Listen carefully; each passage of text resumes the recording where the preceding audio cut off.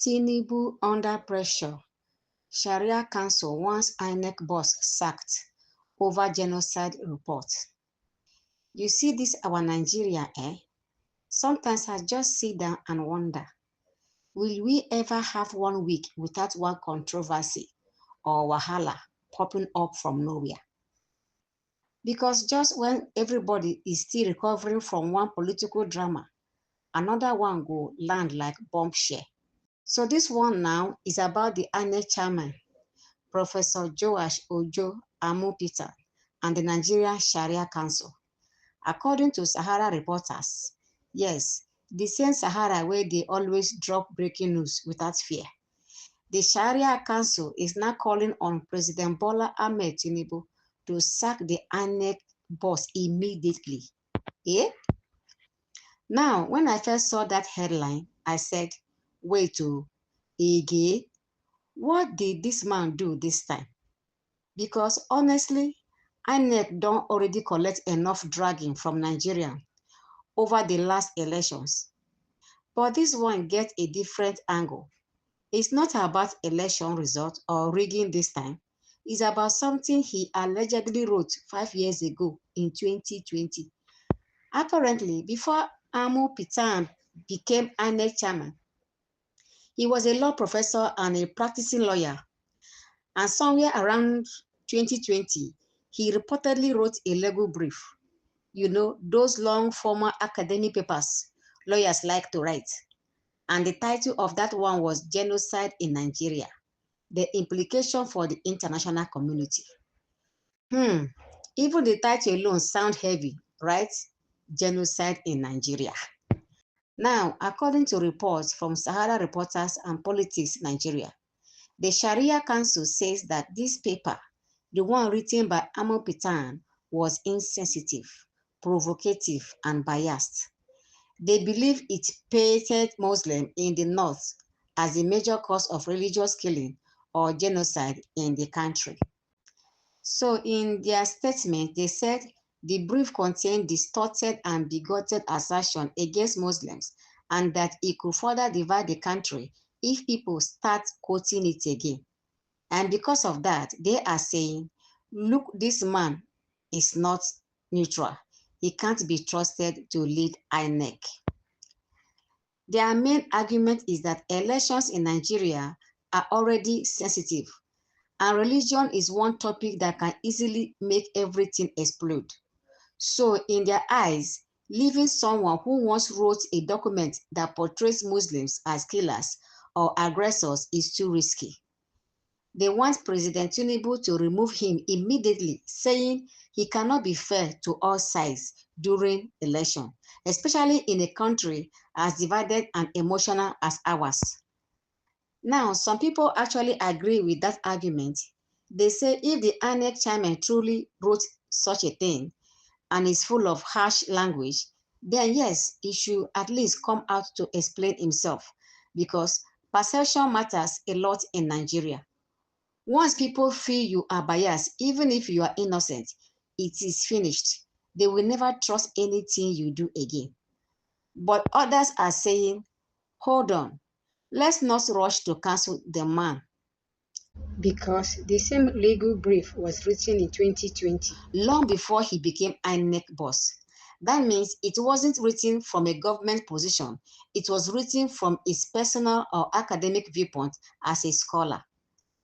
And in academia, people write all sorts of analysis, not because they hate anyone, but because they are trying to examine issues critically.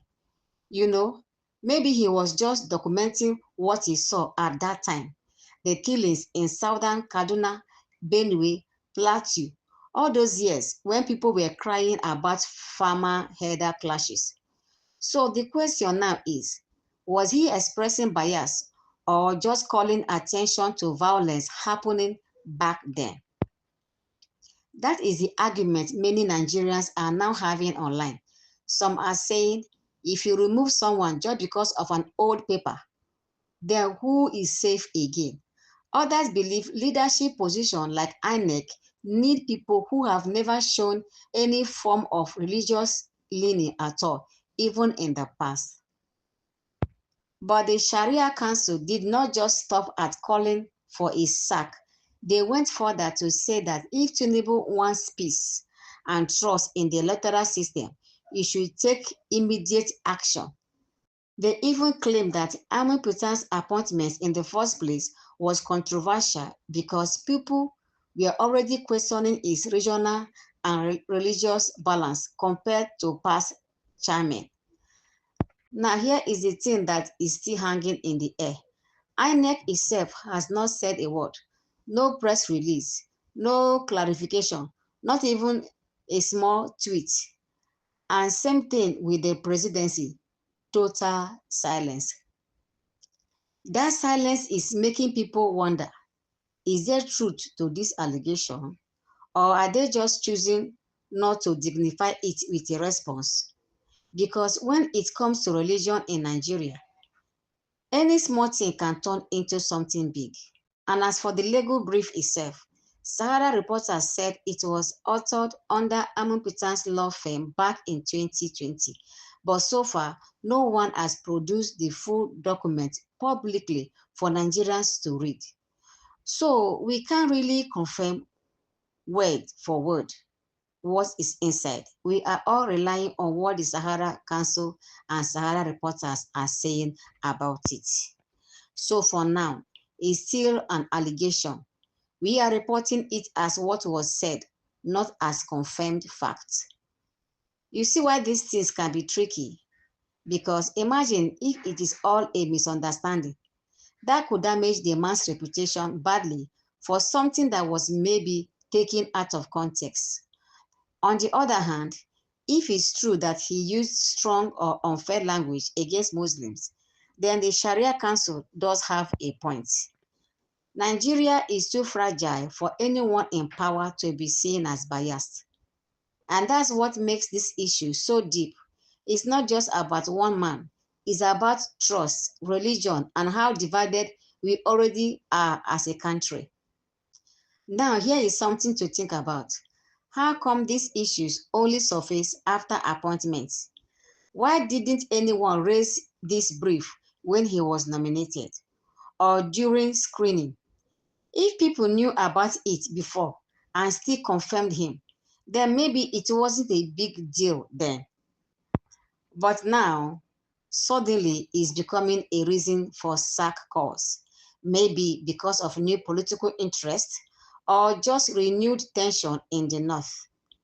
Whichever way is going to be interesting to see how Tinubu handles this, because if he removes Amupitan, it might look like he is bowing to religious pressure. And if he ignores it, he might be accused of being insensitive to Muslims' concerns. Either way, it is a political tightrope. As for Nigerians, we just dey watch because this country has a way of turning every story into something else within 48 hours.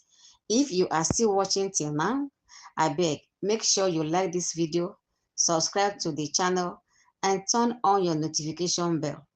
You know say EloPace TV no dey carry last when it comes to bringing you gist with sense and facts. So tell me in the comments, do you think Tinubu should remove the INEC boss because of an old legal paper? Or should we just move on and judge him by how he performs in office? That is the story for now. We will keep monitoring and bring updates if INEC, the Sharia Council, or the President release any new statement. Stay tuned, my people. God bless you.